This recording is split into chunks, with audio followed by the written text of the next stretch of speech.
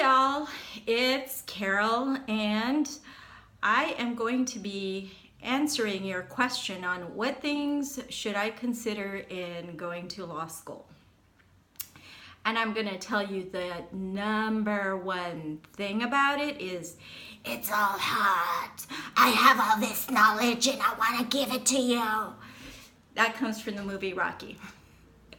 Anyway, it really is all hard. So, when you're considering going to law school, you really should consider how serious are you? Because the answer for that is going to be different for everyone, right? Some of us, we've got parents who say, hey, maybe you ought to consider it. Maybe you should look into it. And you might not be serious yourself. To you, it might be just another way to spend a year or two. And if you have your family's backing, you'll be wasting some money on this school tuition. And then you just really won't have you still won't have a serious sense of direction, or at least you would be hoping for it. But this is really one of those things where, because of the ramifications in the state, at least the California State Bar requirements, you really should have a game plan, and you really should be decided that yes, you are going to law school, because it can be pretty challenging in a lot of ways. And the answer to go to law school is really a very individual one. The first thing I do want to tell you is, really, how serious are you? Because you got to think of the mechanics of it. You're going to have a changed schedule. Maybe you won't, be working. For some of us, that might be a great break. But some of us, maybe like the way I did it, is you might be working full-time and going to school part-time. And it's going to be quite a haul, quite a juggle. You'll be struggling to stay awake from in school. Some days, it's 7 days. It's a 7-day-a-week haul. There's very little free time. So it really is a sacrifice. Whether you're going full-time or part-time, it really does require some changes. And even the material itself, the material can be like eating cardboard, because not every course is going to draw your attention. For me, for example, family law was not my greatest course. I wasn't crazy about it, but I did well on that course. So anyway, so you really want to consider it, because there's a lot of the mechanics you really have to consider and that you really have to put up with. And unless your heart is really in it, you're not going to be in the game. And it's going to be very easy for you to give up. And the thing about this is that if you do give up, at least the California bar requirements, you can't just retake the first year like you would a normal college course. You actually have to justify why why the state bar should allow you to re-enroll in another school or re-enroll for the first year. There are actual rules for this, so regulations actually. So you have to really make sure you're serious, because the mechanics of it are that once you enroll in law school and you're all paid up or whatever, then you're going to be required to register with the bar, and then the bar, you'll fall under the bar's regulations and all the other things that the justification and all that. So you really want to be pretty serious about that you want to go to law school. If you're not sure, if it's a thing like, oh, my parents are suggesting it, they think I'm really smart and my parents are going to pay for it, get your feet wet first. Do something else, because this really is not fair to those people who are supporting you. It's a remarkable expense. With most law schools running somewhere in the 200,000 range, you can imagine that you're going to spend a good 40-50,000 just going for your first year alone. And then if at the end of that first year, somewhere midway, you decide that you don't want to go, it's quite an expense to bear. So and of course, if you do go, you're going to have to start getting your family and friends really ready to make the sacrifices with you of your time and attention. If you're not serious, you might want to consider getting your feet wet, maybe being a paralegal in a law firm, or you could go the longer route, the more scenic route, which is the one I took, which was I first got my bachelor degree. Well, I actually did it in reverse. I got my paralegal certificate, then I got my bachelor degree, and a lot of law firms require those too. So, just go online, Google ABA certified school, and, that'll be your starting point. They probably rent about $10,000 for the course for an ABA certified paralegal certification.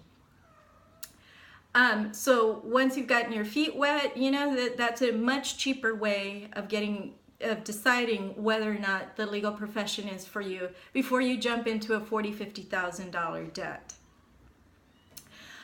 For some of us, we've got that down like, hey, that's not a problem. I've already decided the cost. I think I'm okay with it. Okay, so here you get into yet another thing.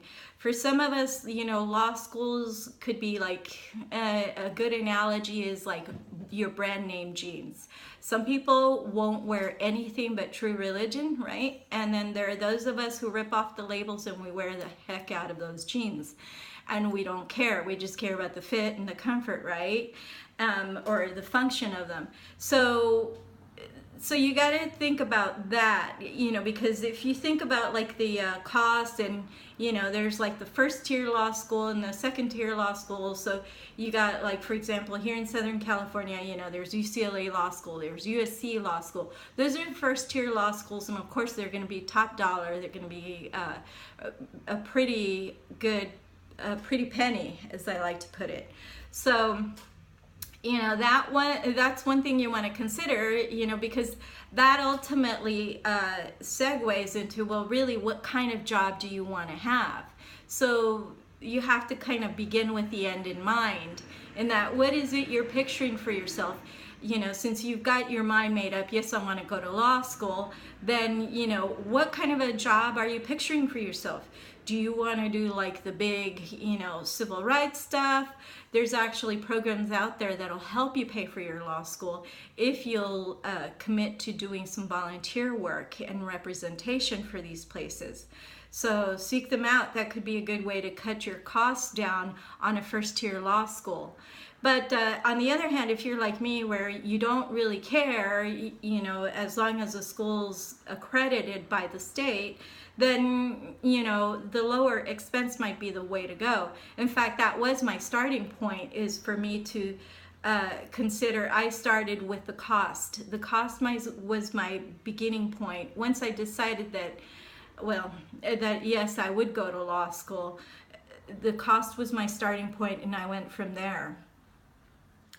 So, along with the cost, you want to consider, how much more. Again, as I mentioned earlier, you really want to consider your family support, because this is not something you want to just dive into and end up with this $40,000, $50,000 debt for this year of law school, and then drop out or decide it's not for you, or your family decide, hey, we've had it, we can't help you, and here you are kind of in a lurch where you feel like you may not be able to finish law school without your family support.